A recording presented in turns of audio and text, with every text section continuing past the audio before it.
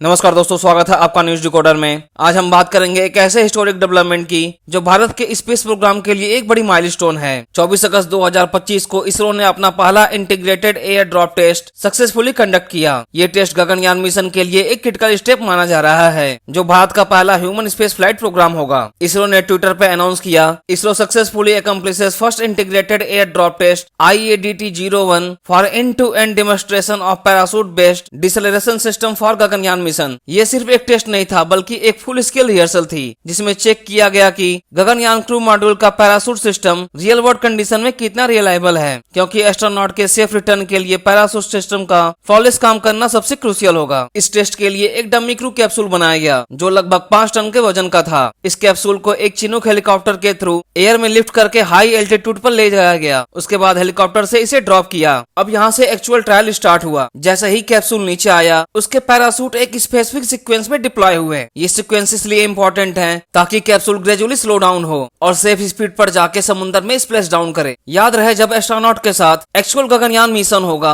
तब capsule earth atmosphere में re entry के बाद सबसे पहले हीट शील्ड और ड्रॉप पैराशूट से स्लो होगा। उसके बाद ही मेन पैराशूट डिप्लॉय होंगे, जो फाइनल डिक्लेरेशन और सेफ लैंडिंग को इंश्योर करेंगे। और इसीलिए एक्सपर्ट्स कह रहे हैं कि गगनयान का एसेंट यानी ऊपर जाने का फेज, और डिसेंट यानी कि वापस आने का फेज, और पोस्ट स्प्लैश डाउन यानी समुद्र में लैंड होने के बाद का फेज एस्ट्रोनॉट के लिए सबसे रिस्की होगा। यह टेस्ट सिर्फ इसरो ने नहीं किया, इसमें मल्टीपल नेशनल एजेंसियों ने मिलकर काम किया, जिसमें इंडियन एयरफोर्स, DRDO, नेवी और कोस्ट गार्ड थे। ऑफिशियल्स ने इसे एक कोऑर्डिनेटेड स्टेप कहा towards human rating India's launch and recovery systems. Human rating का मतलब है कि लॉन्च व्हीकल और रिकवरी सिस्टम को ऐसे डिजाइन और टेस्ट किया जाए कि वो ह्यूमंस के लिए बिल्कुल सेफ हो। इसी week union minister of state of science and technology Jitendra Singh ने लोकसभा में अपडेट दिया था कि गगनयान के लिए major preparatory work almost complete हो चुका है। उन्होंने बताया था कि propulsion system for crew module और सर्विस मॉड्यूल डेवलप और टेस्टेड हो चुके हैं। इन्वायरमेंट कंट्रोल और लाइफ सपोर्ट सिस्टम के इंजीनियरिंग मॉडल रेडी हैं। क्रू एस्केप सिस्टम यानी कि CES के 5 टाइप के मोटर्स डेवलप और स्टैटिक टेस्ट हो चुके हैं। इसके अलावा एक स्ट्रॉन्ग इंफ्रास्ट्रक्चर भी बन चुका है, जिसमें orbital module preparation facility, Gaganyaan control centre, crew training facility और second launch pad modification included हैं। और ये सारी फैसिलिटी इंश्योर करेंगे कि एस्ट्रोनॉट की ट्रेनिंग, लॉन्च और रिकवरी ऑपरेशन स्मूथली कंडक्ट हो सके। तो सवाल उठता है, आखिरकार प्रिकॉशंस और अपकमिंग मिशन क्या है? गगनयान मिशन एक स्टैंड अलोन प्रोजेक्ट नहीं है, यह एक लॉन्ग टर्म रोड मैप का पार्ट है, जिसमें भारत अपनी स्पेस कैपेबिलिटी को नेक्स्ट लेवल पे ले जाना चाहता है। गवर्नमेंट का प्लान है कि भारतीय अंतरिक्ष स्टेशन यानी कि BAS को 2035 तक एस्टेब्लिश किया जाए और 2040 के एंड तक एक इंडियन मून पर लैंडिंग की जाए। यानी गगनयान एक फाउंडेशन है। अगर ये सक्सेसफुल होता है तो भारत के लिए